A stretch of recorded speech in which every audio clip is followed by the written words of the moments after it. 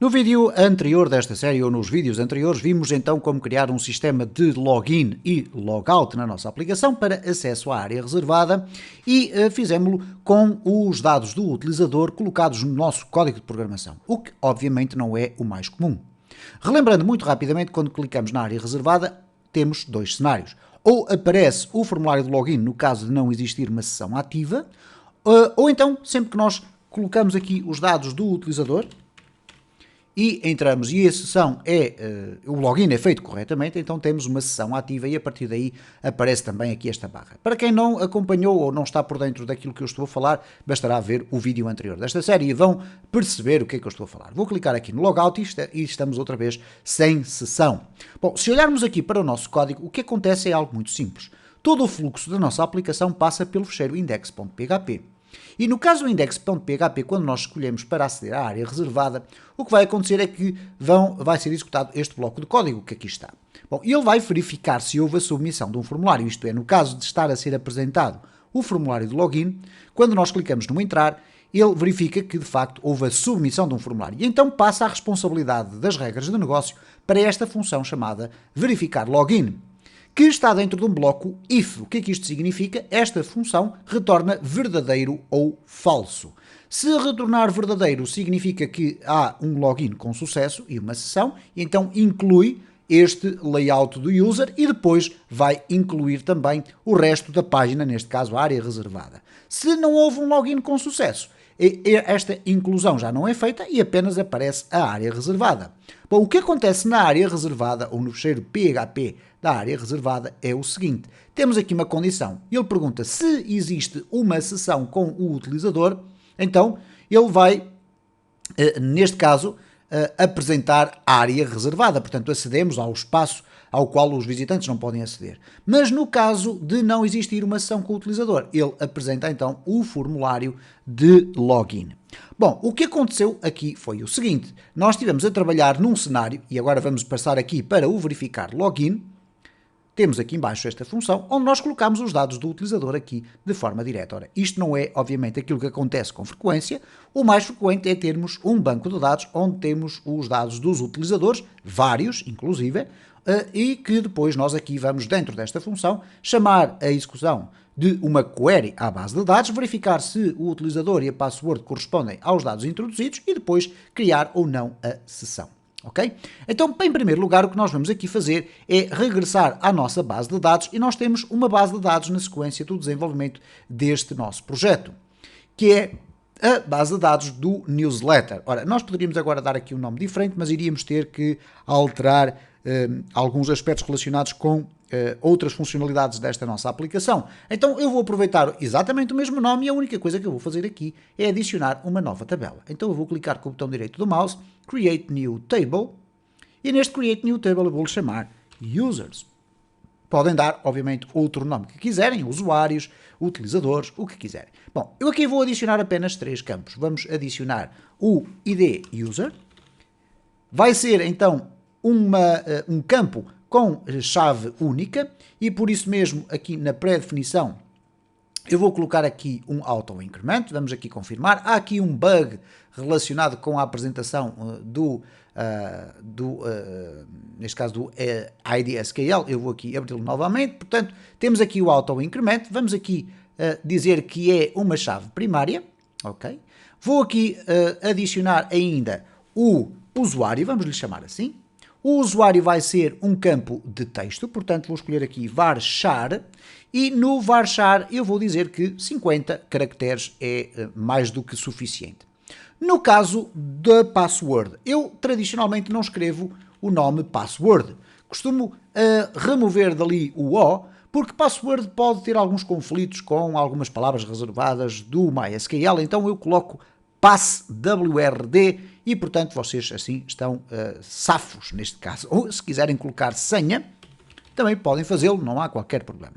Neste caso, eu vou utilizar um varchar também, mas vou aumentar aqui o comprimento, vou colocar 100 para estar completamente à vontade. E vocês depois vão verificar que a senha vai ser encriptada através de uma função do PHP, que é o password hash, e vocês vão verificar que ela tem um tamanho consideravelmente superior àquele que nós definimos como password. Por exemplo, o ABC123 não vai ter só aqueles 6 caracteres, vai ter mais informação. Bom, vamos clicar aqui no guardar. E, como podem observar, temos aqui já uma tabela de utilizadores, o que significa que estamos em condições de começar a inserir utilizadores na nossa base de dados. Bom, eu poderia fazê-lo por aqui, neste caso, irmos aqui a dados, e como podem observar não tenho nenhum utilizador, e começar a inserir utilizadores. Neste caso, eu ia inserir uma row, ia colocar aqui o usuário, vamos colocar aqui João, e a senha ia colocar ABC123. Ora, o problema que acontece aqui, e aqui o 1 foi automaticamente colocado pelo sistema porque tem um mecanismo de auto-incremento, isto é, vai acrescentando sempre uma unidade a cada novo registro que vai aparecendo. Mas o que aconteceria aqui é que se qualquer utilizador ou uma pessoa mais expert nesta área conseguisse ter acesso à nossa base de dados, o que iria acontecer é que ele iria ter acesso ao nome do usuário e à sua password direta. Ora, isto nunca pode acontecer. O que vai ter que acontecer é que, de alguma forma, a nossa senha, mesmo sendo o ABC123, vai ter que ter mais ou menos este aspecto, assim, desta forma. Para quê? Para que, mesmo que alguém tenha acesso à nossa base de dados, não consiga perceber exatamente qual é a password que nós ali temos. Bom, existem várias formas de conseguir atingir este objetivo. Eu vou fazer aqui uma delas, que é a utilização do PHP password hash, ok? Para fazermos isto de uma forma mais interessante, eu vou criar aqui temporariamente um fecheiro à parte, ao qual eu vou aceder de forma direta para criar utilizadores. Neste caso, criar usuários, vamos colocar assim, criar usuário, vamos colocar desta forma no singular, e aqui o que nós vamos fazer é basicamente chamar a inclusão do nosso fecheiro de gestor de base de dados, então vamos fazer aqui include gestor.php. Vamos aqui criar um novo objeto a partir da nossa classe gestora, ok? Portanto, vamos criar aqui gestor é igual a new, e agora vamos chamar aqui gestor, ok? E a partir deste momento eu posso injetar dados na minha base de dados. Ora, eu vou definir aqui um usuário, que vou colocar aqui como sendo João, com letra maiúscula, e vou colocar aqui a minha senha, que vai ser igual a ABC123. O que vai acontecer, no entanto, é o seguinte: para eu inserir este meu usuário na base de dados, eu vou fazer isto desta forma. Params é igual a array, e neste array eu vou indicar quais são os parâmetros que eu vou inserir na minha base de dados. É o username e a password. Neste caso, a base de dados tem 3 colunas, mas a primeira é automática. Ela vai atribuir um valor a si própria. Então, nós vamos colocar aqui que o usuário vai, obviamente, ser, eu vou colocar desta forma, vai ser igual ao valor de usuário. No entanto, a nossa senha, que eu vou colocar aqui assim desta forma, vai ser igual a uma coisa diferente, não vai ser igual a senha diretamente, porque senão iríamos ter aqui este cenário que era o ABC123. Então eu vou encriptar esta senha. Como é que eu o vou fazer? Vou colocar aqui uma função que é o password hash. E o password hash leva dois argumentos obrigatórios, ok? O string password e o int algo. O algo significa algoritmo, isto é, qual é o mecanismo, o motor de criação, de encriptação da minha password que vai ser utilizado. Então, este é muito simples, porque nós vamos colocar aqui a senha, eu quero encriptar a senha, e como segundo parâmetro, nós vamos passar uma propriedade já definida como constante do PHP, que é o password default. Ok? Isto é, não vamos escolher qual é o mecanismo de encriptação que o PHP vai usar para encriptar a nossa senha, vamos pedir-lhe que ele utilize o mecanismo que está definido por defeito. Bom, neste caso concreto, se eu agora fizer aqui um print R, e vamos fazer aqui um print R para ver o que é que vem aqui nos parâmetros, quais são os parâmetros, eu vou também fazer aqui um echo pré, e este eco pré vai permitir tornar um bocadinho mais bonita a apresentação dos dados deste array.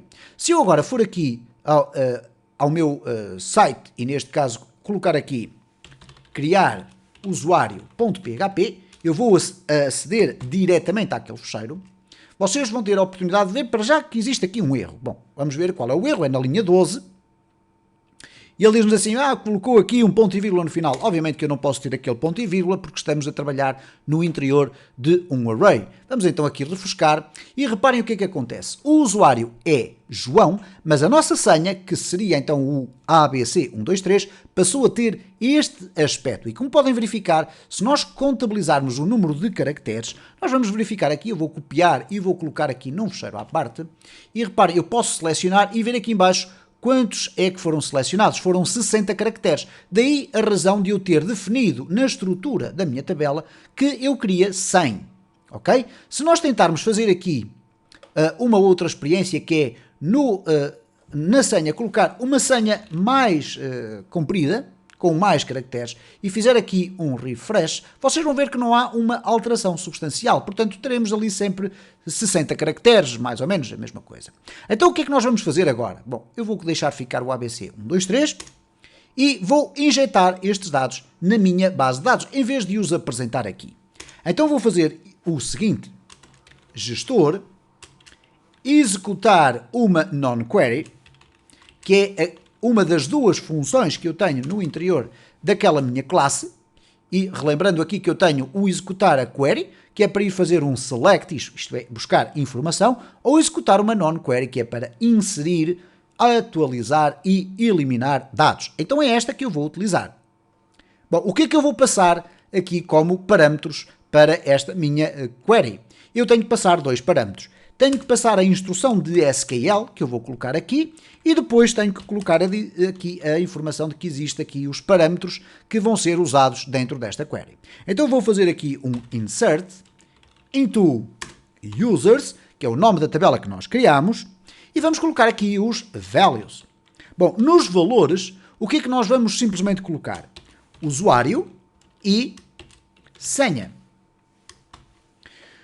Porquê é que nós não colocamos primeiro o ID user? Porque automaticamente o sistema vai perceber que vai ter que acrescentar um valor ao valor anterior. E neste caso, quando eu agora injetar na minha base de dados o utilizador, ele vai colocá-lo como o 2. Ora, nós já temos aqui o usuário 1, mas eu vou eliminá-lo. E o que vai acontecer aqui é o seguinte, eu vou aqui fazer um delete selected records, vou confirmar, não tenho usuários. No entanto, aquele valor 1 de auto-incremento vai se manter no sistema, o que quer dizer que o próximo usuário que eu for inserir já vai ter um ID igual a 2.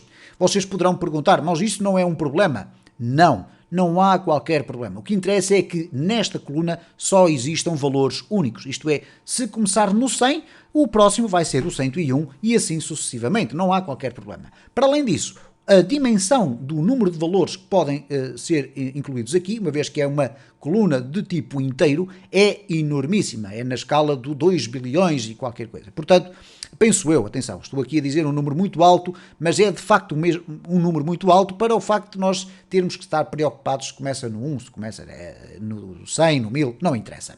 Então vamos fazer aqui o nosso teste, isto é, eu vou injetar os utilizadores e vou já agora colocar aqui um eco terminado, ok? Simplesmente para ter aqui uma breve indicação. O que quer dizer que se eu agora regressar aqui e fizer um refrescamento disto, ele diz-me assim, bom, você tem aqui um erro, ok? Isto é, as colunas não fazem um match. Bom, o que acontece é o seguinte, de facto, há várias formas de nós fazermos um insert.